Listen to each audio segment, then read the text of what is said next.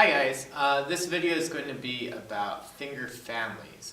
So when you're playing on your instrument, it's really important for you to know all the different families of fingers patterns there are.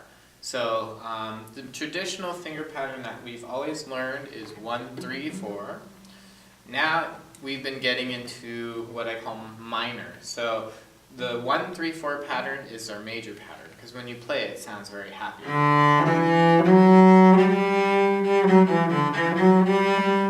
Now if we move into our second fingers instead of our third fingers, that's our minor finger pattern.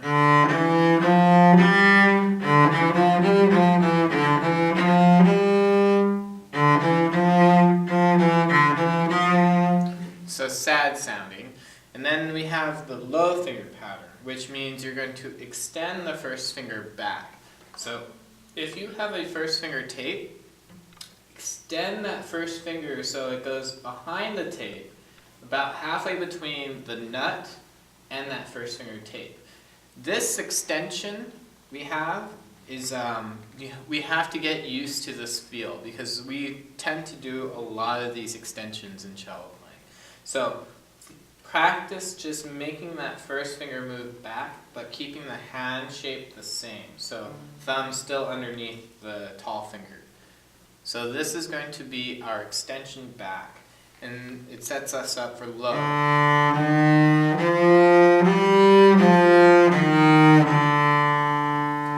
And then on top of that, we have one more, which is the augmented finger family. And when you do the augmented finger family, you do the same extension, but you're extending the second finger up. So basically you're moving the hand up.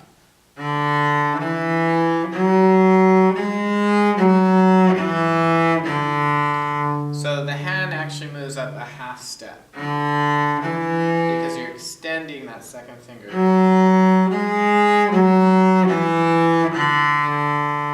And then when you come back, you can go back into first position.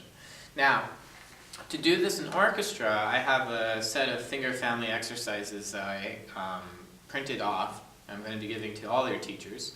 So when you do this in class, and if your teacher decides to do this in class, there's one more aspect you have to do to practice this with everybody, and that's to shift to the fourth position. Because violins will be working on their fourth fingers, and we've been using our fourth fingers, so we need one more finger.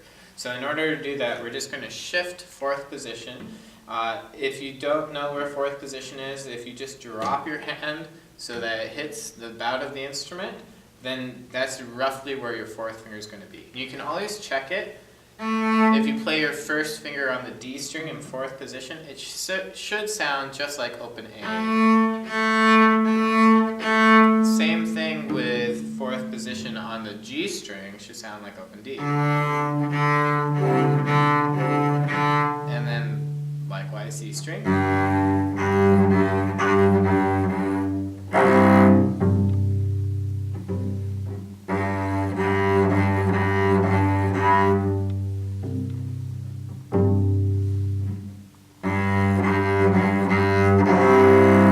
So that's basically, and that's another way to tune your instrument, is by checking all those strings.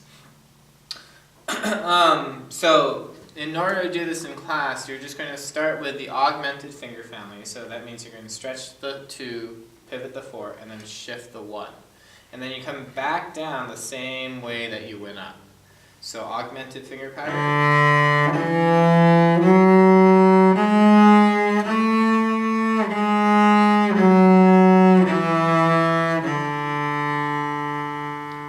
We could go right into the major finger pattern. And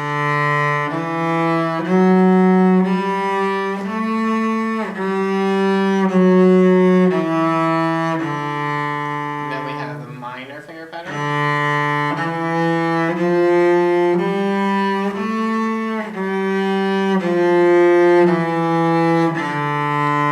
And then we have the low finger pattern.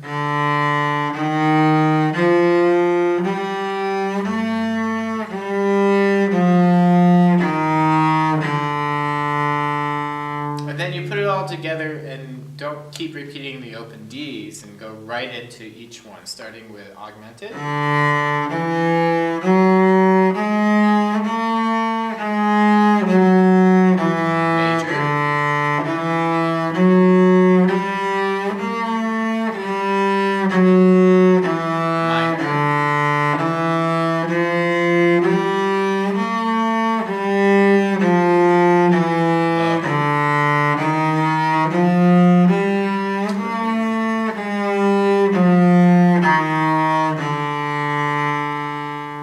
This exercise, if you do it on a regular basis, is going to get you to hear things better. It's going to train your fingers to go in the right place at the right time.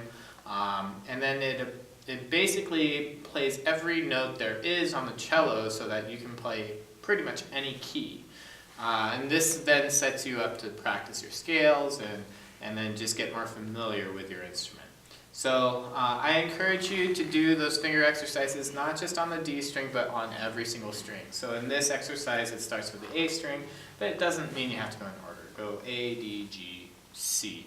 The E's are for the violins and the basses. So good luck with that one. Practice it diligently. Make sure you're checking your fingers, check the tapes. I'll have a separate video about placing tapes on your instrument if you need them, if you don't have them currently. But by all means, before you do put tapes, ask your teacher. So, hope this was helpful.